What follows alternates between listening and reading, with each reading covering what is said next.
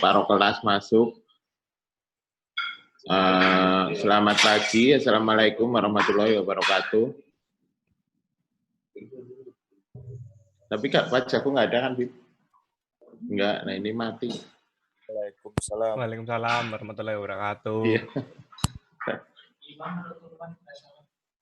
Imam sambil tiduran ya, Mam? Kamu ya, Mam? Imam, kamu sambil tiduran ya, Mam? Ya Pak, biar santuy. Baik, selamat pagi anak-anak. Assalamualaikum warahmatullahi wabarakatuh. Waalaikumsalam. Waalaikumsalam Kita mulai pagi ini wabarakatuh. membahas mekanika tanah, masih di bahasan stabilitas lereng. Jadi kemarin ini karena 2 minggu lebih kita baru ketemu lagi. Kita mulai dari pengaruh rangkak atau creep. Ini seperti yang sudah kemarin saya ceritakan, di daerah-daerah tertentu itu sering terjadi longsor, terutama di tanah-tanah yang miring, tanah-tanah yang dipengaruhi oleh kembang susut tanah yang sangat besar. Nah, ini biasanya orang tuh kan ngomong, oh itu tanahnya bergerak, tanahnya nggak stabil gitu. Dan sebenarnya ini salah satu penyebab terbesarnya adalah rangkak atau creep, karena di dekat permukaan tanah yang miring tersebut dipengaruhi oleh kembang susut yang besar, terutama mungkin musim kemaraunya terlalu panjang, jadi terjadi perubahan temperatur. Kalau di kita beda, kalau di negeri 4 musim itu akan beda lagi.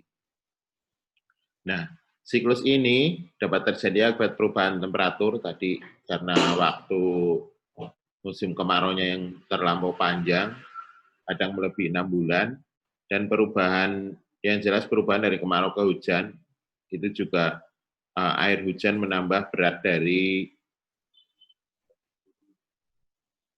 tanah, berat jenis tanahnya akan berubah menjadi lebih berat karena rongga-rongga tanah terisi oleh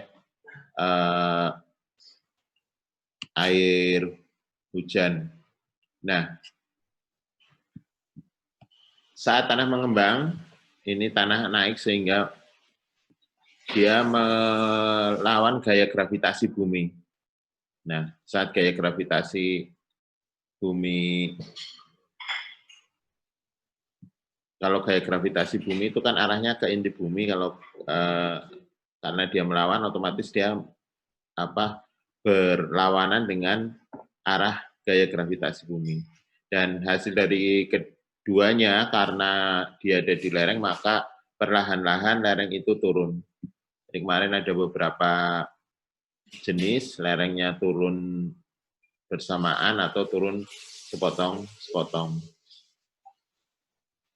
Nah, ini yang diteliti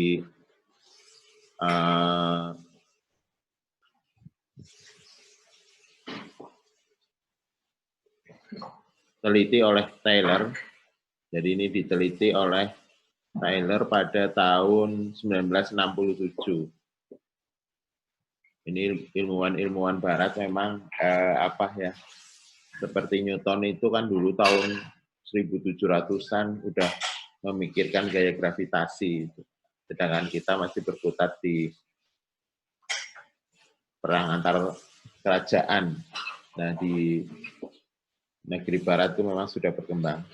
Jadi mekanika tanah ini adalah ilmu empirik.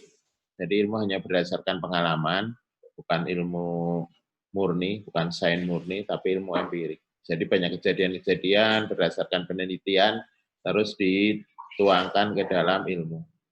Seperti yang sudah saya share di grup beberapa waktu yang lalu, silakan untuk diterjemahkan dari Braja M. Das, itu bentuk dari Braja M. Das itu adalah buku terlengkap yang saat ini masih dipakai oleh ahli-ahli teknik tanah di seluruh dunia. Nah, ini seperti ini. Mungkin kalau Mbak Vini ini ya ke selatan, mau ke arah Sidarja, sering melihat kondisi seperti ini. Ini di daerah Karangpucung sampai Sidarja di Kabupaten Cilacap. Terus di Banjarnegara, kalau mau ke PLTA tulis, tuh, kalau mau ke PLTA tulis juga sering terjadi hal-hal seperti ini. Kalau di Kabupaten Banyumas, ya daerah Lumbir dan sekitarnya sampai ke Kabupaten Cilacap di Karangpucung.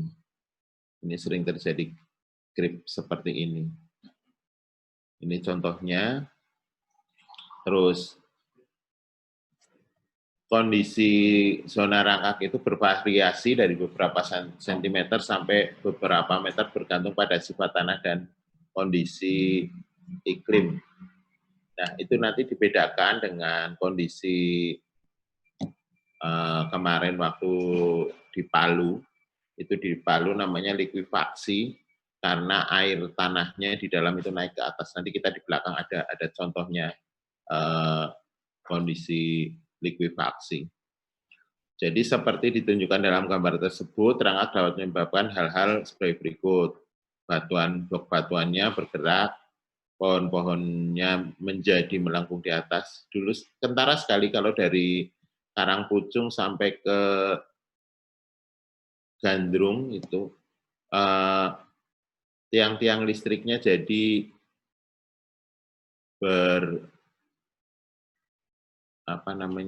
tiang listriknya jadi miring, jadi bergerak sendiri. Ya, absennya silakan dicet absennya di set. Silakan. NPM-nya jangan lupa. Di PC apa di ini aja Pak, Evrion Pak? Ya, Mas Safik, NPM-nya jangan lupa. Oke Pak, siap. Ini baru 30 orang yang hadir.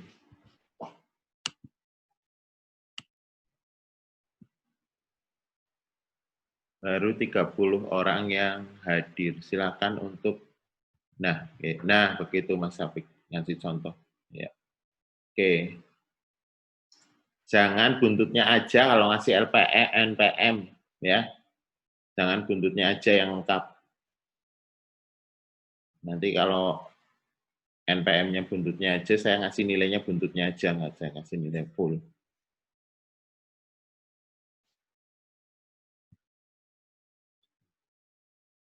Oke, selanjutnya, jadi ini karena grip, bahaya sekali bagi terutama di daerah pegunungan ya.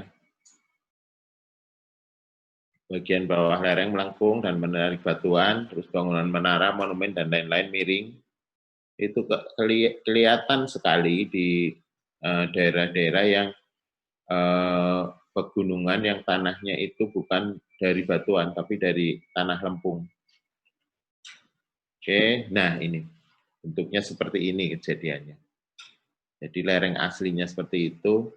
Dan ternyata berkat ada penelitian yang lebih luas lagi bahwa kelongsoran itu bentuknya seperti ini, setengah lingkaran atau berbentuk cekungan seperti ini. Jadi dia tidak lurus. Ini untuk nah, sekarang kita masuk ke teori analisis stabilitas lereng. Jadi buat apa sih stabilitas lereng ini gitu? Buat apa diteliti?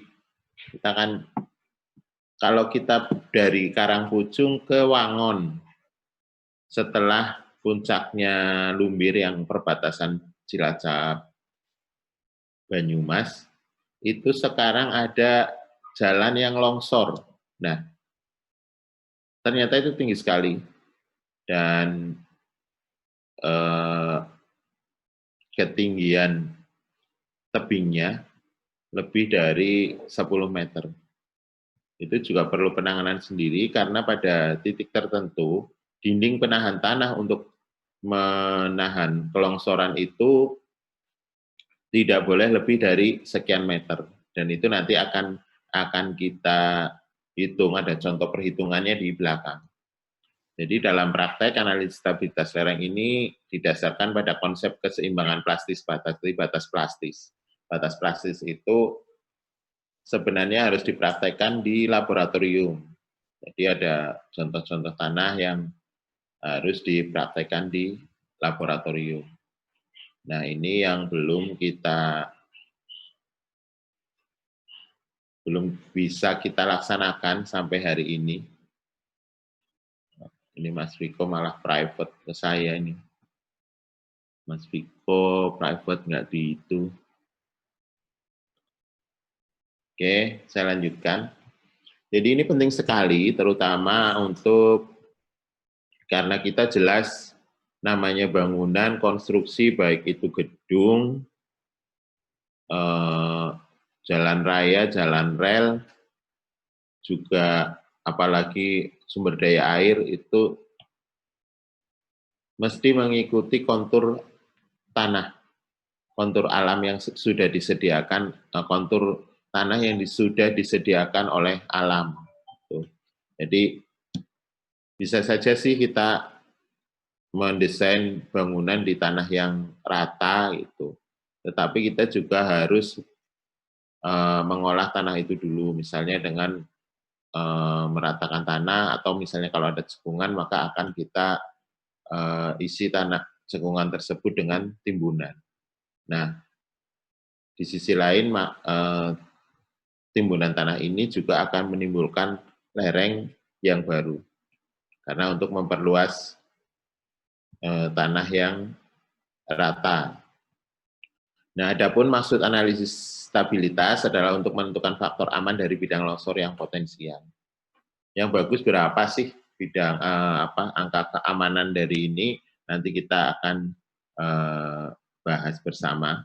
Tapi yang jelas angka yang bagus yang harus diingat oleh teman-teman sekalian adalah lebih dari 1. Jadi kelongsoran terjadi di sepanjang permukaan bidang longsor tertentu dan dapat dianggap sebagai masalah bidang dimensi. Jadi kelongsoran ini sering dianggapnya adalah garis mendatar yang rata. Jadi meskipun miring dia dianggap rata, bukan dianggap cekungan. Padahal tanah itu adalah berdasarkan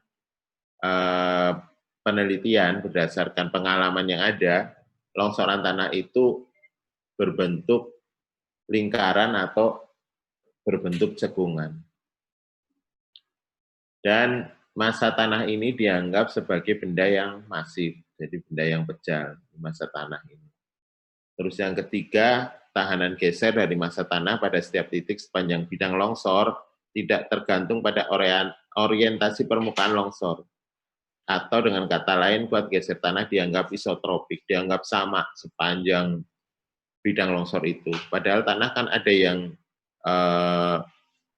bentuknya istilahnya bahannya berbeda-beda. Dia ada yang dari lempung, ada yang mungkin lebih halus lagi, ada yang dari batuan yang kecil, seperti waktu kita mempelajari perkerasan jalan. Di situ kan kita bisa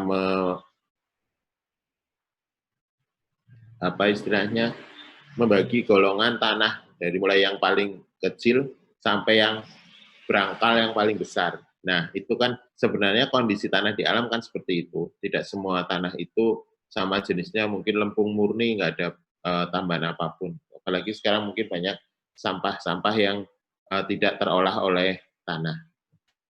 Dan faktor aman didefinisikan dengan memperhatikan tegangan geser rata-rata sepanjang bidang longsor potensial.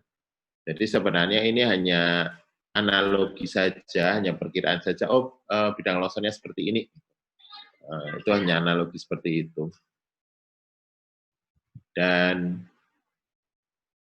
kuat geser tanah dianggap rata-rata sepanjang longsoran, jadi dianggap sama. Padahal sebenarnya bisa saja sepanjang bidang itu adalah berbeda-beda. Jadi kuat geser tanah sepanjang permukaan mungkin terlampaui di titik tertentu. Jadi di titik-titik tertentu itu tinggi nilainya, dan di titik-titik lain itu rendah. Tapi dianggapnya dari ujung ke ujung, dari bawah ke atas, dari atas ke bawah itu nilainya sama. Tetapi tetap harus cari bahwa nilai keamanannya adalah lebih besar dari 1, jangan kurang dari 1. Dalam analisis stabilitas lereng ini tadi sudah, nah ini di mungkin beberapa teman kita sudah pernah ke sini. Ini kalau tidak salah kalau melihat bangunannya di Jepang, di negara-negara utara lah. Ini kalau nggak di Jepang, di Nepal, yang kalau di Nepal ini Mount Everest belakangnya, gunung-gunung seperti ini. Nah, ini. Faktor aman didefinisikan sebagai nilai banding antara gaya yang menahan dan gaya yang menggerakkan. Ini F itu faktor keamanannya. Ini 34 ya, dari sekian ratus mahasiswa. Nanti tolong kalau yang tidak bisa masuk karena permasalahan sinyal atau tidak punya kuota, nanti japri saja ke saya. Nanti japri saja kalau yang tidak bisa masuk karena permasalahan sinyal dan kuota. Jadi jangan diem aja, nanti dianggap tidak hadir. Untuk lain kali kalau memang kuotanya bermasalah, silakan untuk datang ke tempat saya saja kuliah di sini. Jadi akan lebih mudah lagi, bisa tatap muka malah nggak perlu online. Jadi ini F adalah gaya faktor aman. Ini F faktor aman dengan tau adalah tahanan geser maksimum yang dapat dikerahkan oleh tanah. Dan tau D adalah tegangan geser yang terjadi akibat berat tanah yang akan longsor. Ini gaya akibat tegangan akibat tanah yang akan longsor. Jadi gaya geser maksimum yang ditimbulkan oleh tanah dibagi dengan gaya berat tanah yang akan longsor, tegangan geser akibat tanah yang akan longsor, maka akan ketemu faktor keamanan. Untuk maksud memberikan faktor aman terhadap masing-masing komponen buat geser, faktor aman dapat dinyatakan oleh FC. FC ini faktor aman pada kohesi. Jadi memang kohesi tanah itu sangat menentukan bagaimana longsor itu akan terjadi. Jadi kohesi tanah dan faktor aman pada komponen gesekan ini. Ini masing-masing nanti akan ada di gambar. Dan ini sudah dihitung, sudah diadakan penelitian, faktor amannya sebenarnya itu 1,2. Jadi kalau di atas 1,2 itu ya bagus. Juga saya pesan untuk teman-teman yang lain yang suka mendesain, yang suka merancang, itu untuk faktor keamanan gedung misalnya, diperbesar saja, misalnya jadi 2. Karena apa? Karena teman-teman tahu, semakin besar faktor keamanannya, maka akan semakin baik. Nah, sekarang ada juga faktor gempa, angin, dan lain sebagainya. Karena bagaimanapun juga sudah diakui, kita rasakan sendiri bahwa negara kita itu negara yang dari 9 jenis bencana alam itu ada semua. Dan salah satunya gempa. Dan kita mendesain sesuatu itu harus bersahabat dengan bencana alam. Misalnya di daerah banjir, gimana caranya agar misalnya pun terjadi banjir, kita masih tetap aman. Tuh. Dan nanti banyak rekayasa-rekayasa yang sebenarnya bisa dikembangkan oleh anak-anak teknik sipil.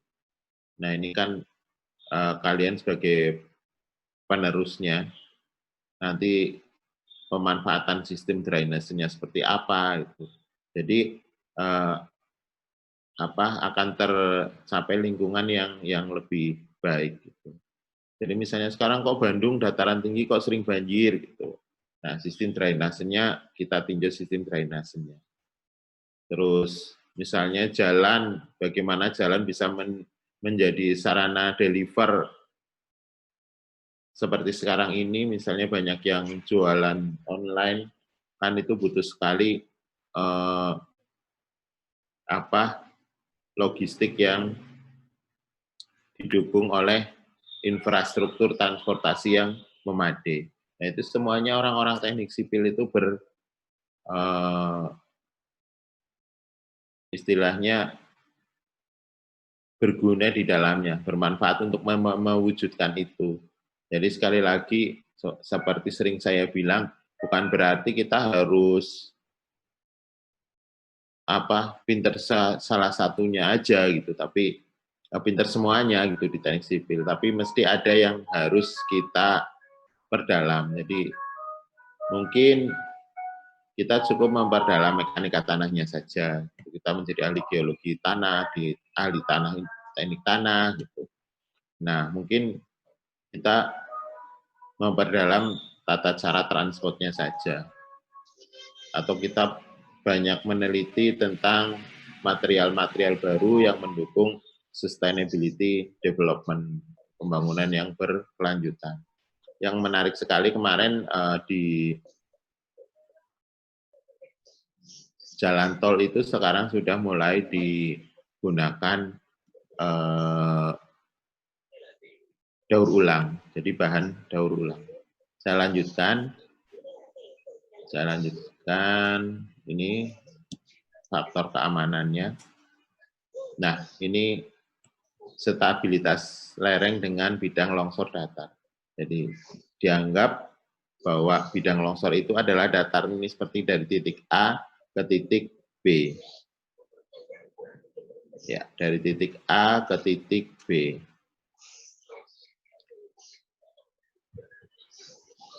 Nah, ini bidang longsornya itu dianggap datar seperti ini. Padahal kalau kita lihat di alam kan ada yang alfanya ini, sudut alfanya ini lebih dari 60 derajat. Sudut alfanya ini lebih dari 60 derajat. Kalau masalah tinggi ini sih ada yang beberapa sentimeter, ada yang sampai beberapa meter. Jadi bidang longsornya ini kalau seperti ini ya kemungkinan longsornya ada, tapi lebih rendah dibanding yang sudutnya itu lebih besar. Ini gaya-gayanya ada P, ada gaya berat, ada gaya normal, dan ini tadi taunya gaya gesernya. Ini berarti kalau TA-nya lebih besar dari TR-nya, ini akan terjadi longsor. Tapi kalau T-nya lebih besar daripada OA-nya ini, maka tidak akan terjadi longsor. Ini jadi gaya ke atasnya lebih tinggi daripada gaya ke bawahnya, maka tidak akan terjadi longsor. Itu prinsipnya seperti itu. Juga ini dianggap sebesar ini. Jadi masih perlu diingat rumus luas trapesium. Jadi kalau luas seperti ini, 2 kali jumlah gali sejajar dikalikan setengah kali tinggi. Bisa saja ini yang PQ ke ST, jadikan garis sejajar, tingginya adalah H. Ini lereng tak terhingga tanpa aliran air rembesan. Tapi apakah di alam ada yang air tanpa rembesan ini? Nah, ini yang jadi pertanyaan. Ini dianggapnya ideal sekali ini. Jadi dianggap bahwa daerah tersebut sama sekali tidak ada airnya. Padahal di alam kan jelas, kalau yang namanya tanah ya kita mau berapa meter ke bawah, jelas ada airnya, apalagi setelah hujan, banyak rongga-rongga di dalam tanah. Mungkin itu bekas rumah cacing, bekas rumah belalang, dan lain sebagainya, bekas rumah tikus atau ular, itu kan rongga yang terisi oleh air di saat musim hujan. Tapi di sini dimodelkan bahwa lereng tak terhingga tanpa aliran air rembesan atau undried. Ini rumusnya, tetap kita mencari faktor keamanannya. Kalau ternyata setelah dihitung faktor keamanannya itu lebih besar dari 1, maka itu sudah aman. Tidak perlu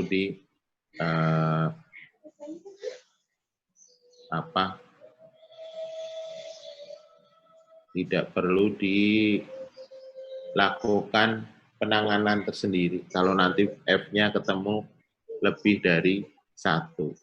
Tapi semakin besar F-nya itu akan semakin aman. Sekali lagi yang dicari itu adalah F-nya. Silakan nanti dipelajari Braja M Das. Oke. Nah, ini juga ketebalan tanah pada kondisi kritis terjadi bila F sama dengan 1. Jadi sekali lagi hindari F sama dengan 1 atau kurang dari 1.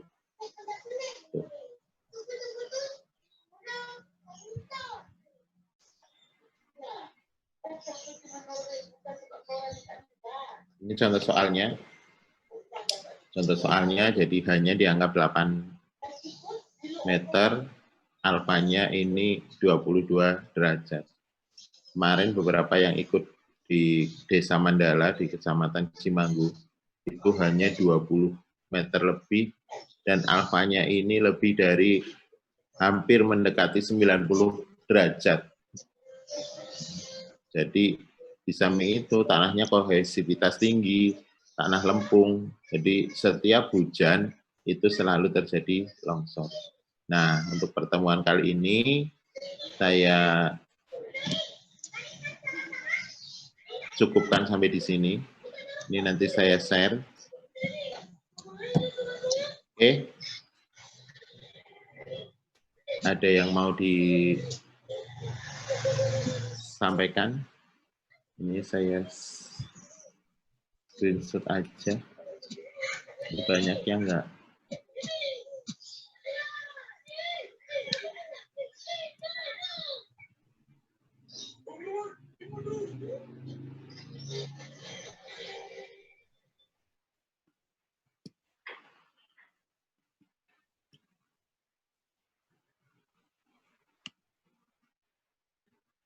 Ada yang mau ditanyakan? Halo. Belum ada, Pak.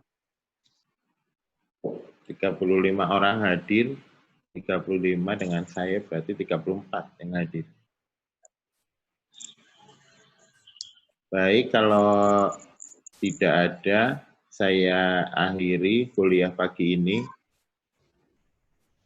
Ini ada yang baru masuk. Yang baru masuk.